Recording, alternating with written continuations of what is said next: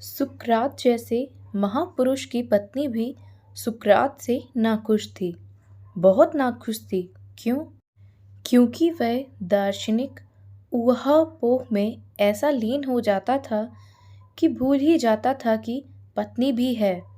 एक दिन तो दार्शनिक चर्चा में ऐसा लीन था कि चाय ही पीना भूल गया।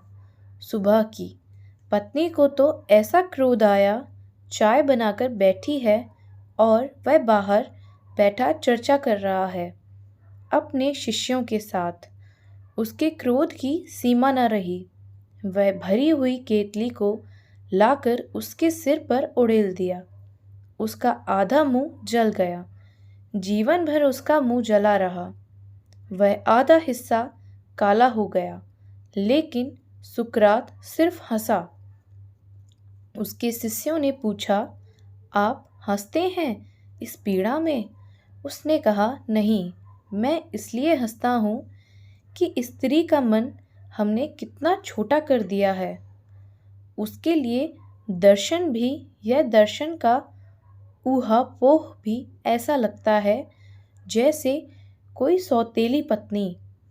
उसने मेरे ऊपर नहीं डाली यह चाय, मैं तो सिर्फ निमित्त हूँ। अगर दर्शन शास्त्र उसे मिल जाए कहीं तो गर्दन काट ले। दर्शन शास्त्र कहीं मिल नहीं सकता, इसलिए मैं तो सिर्फ बहाना हूँ। किसी ने सुकरात से पूछा, एक युवक ने, कि मैं विवाह करने का सोचता हूँ। सोचा, आपसे ज़्यादा अनुभवी और कौन होगा। विचार में भी आप अंतिम शिखर हैं। आप जीवन के भी सब मीठे कड़वे अनुभव आपके हैं। क्या सलाह देते हैं? तुम चकित हो आओगे सुकरात की सलाह सुनकर। सुकरात ने कहा, विवाह करो। वह युवक बोला, आप और कहते हैं विवाह करूं? और मुझे सारी कथाएं पता हैं। आपकी पत्नी जैन थिप्पे और आपके बीच जो घटता है रोज़ रोज़, वह सब मुझे पता है।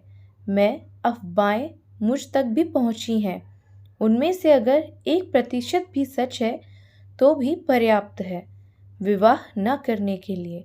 सुकरात ने कहा, इसमें से 100% सत्य है, लेकिन फिर भी तुमसे कहता हूँ, विवाह करो। विवाह के लाभ ही लाभ हैं। उस युवक ने कहा, जरा मैं सुनूं, कौन से लाभ हैं? सुकरात ने कहा, अगर अच्छी पत्नी मिली, समझदार पत्नी मिली, तो प्रेम का विस्तार होगा, और प्रेम का विस्तार इस जगत में सबसे बड़ा लाभ है।